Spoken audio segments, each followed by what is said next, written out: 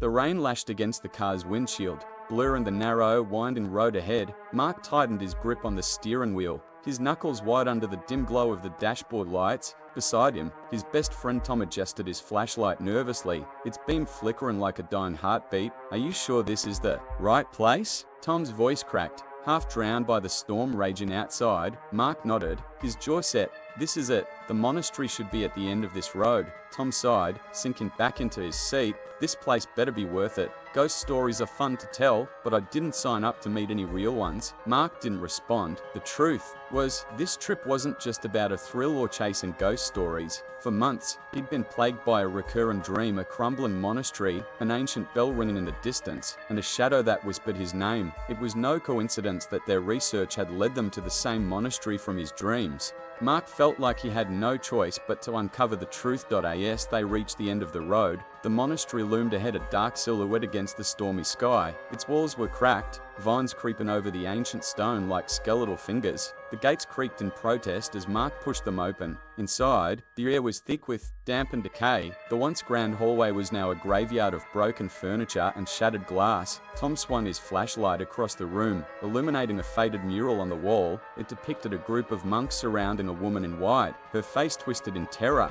"What is this place?" Tom whispered, his voice echoing unnaturally. Mark didn't answer. His eyes were fixed on the mural, the woman in the painting. She looked eerily familiar, as though he'd seen her before, somewhere beyond the confines of reality. The two men ventured further into the monastery, their footsteps crunching on debris-strewn floors. Each room seemed darker than the last, as though the walls absorbed the light rather than reflected it. In one of the chambers, they discovered an old journal lying open on a rotting desk. The pages were yellowed, the ink smeared, but the words were still legible. "Beware the curse of the Bell Guardian. Those who disturb her slumber will pay with their souls." "What does that even mean?" Tom asked, flipping the pages. Mark's heart raced as he read the words. His dreams had always ended with a bell ringing, a sound so chilling it seemed to echo in his bones. Was this the guardian he had been dreaming about? Suddenly, a loud clang reverberated through the monastery. It sounded like a bell, but distant, distorted, as if coming from— "Please tell me that was the wind." Mark shook his head. "It came from below us." The two followed the sound, descending a spiral staircase that seemed to go on forever. At the bottom, they found a hidden chamber lit faintly by a single candle, its flame flickering as though it was a live dot. In the center of the room stood a massive, rusted bell. Beneath it lay an altar with a figure draped in white cloth. The air grew colder as they approached, their breaths visible in the dim light. Tom grabbed Mark's arm. "We shouldn't be here." But Mark was drawn to the altar.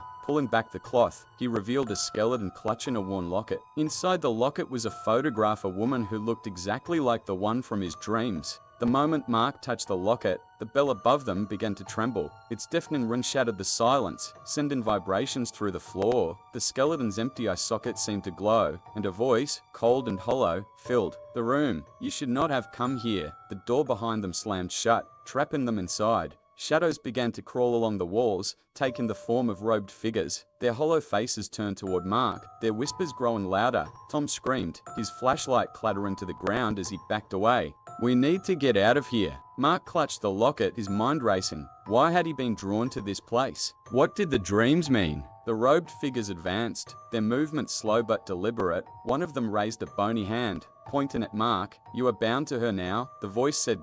In a desperate attempt to escape, Mark placed the locket back on the skeleton's chest. The bell stopped ringing, and the shadows froze in place. For a moment, the room fell silent, the air heavy with tension. But as they turned to leave, the voice returned, softer this time. "You cannot undo what has been done. The curse lives within you now." The shadows vanished, and the door creaked open. Mark and Tom ran out of the chamber, through the monastery, and into the stormy night.